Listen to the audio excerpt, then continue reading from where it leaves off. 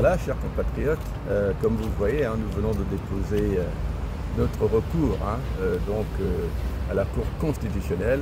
Le recours porte simplement sur l'idée que nous pensons que les articles 35 et 38 de la Charte ont été violés, que le général, on va dire, n'a pas été dûment élu au poste de président de la transition tel que le commande la Charte.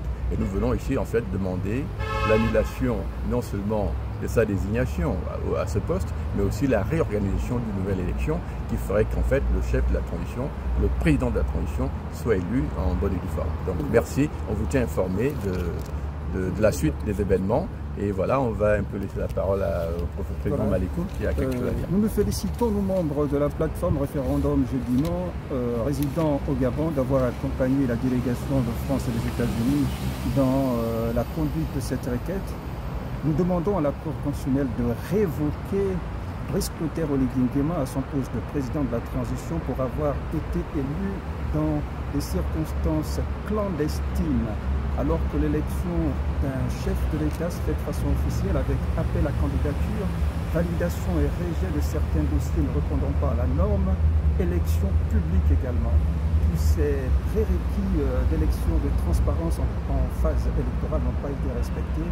La clandestinité qui a conduit cette élection, le caractère informel sont justement contestés devant la Cour et nous demandons à la Cour de lire le droit. Et en fait, il faut préciser qu'il n'y a pas eu élection. En fait, c'est pas tellement qu'il y a eu élection, il y a eu nomination par le CETRI de celui qui devait devenir le président de la transition. Mais à partir du moment où on écrit une charte et que cette charte est promulguée le 4 septembre 2023, c'est à partir de là en fait que commencent les tâches juridiques. Et à partir de là, on doit respecter la loi. Donc on devait faire cette élection post-charte et non pas pré-charte. Et voilà pourquoi, en réalité, on ne peut pas parler tellement d'élection, mais beaucoup plus de désignation, de nomination. Clandestine. Mais voilà, clandestine, et ça c'est très important. Et informel. Donc voilà un peu ce que nous remettons en cause. Et vous devrez donc voilà, rester à l'écoute parce que la suite sera certainement très intéressante. On verra un peu si au Gabon aujourd'hui nous avons un état de droit ou si on continue finalement à œuvrer dans un méli-mélo politico-juridique qui n'a finalement aucun sens. Donc merci pour votre attention, votre soutien et on vous tient informé de la suite.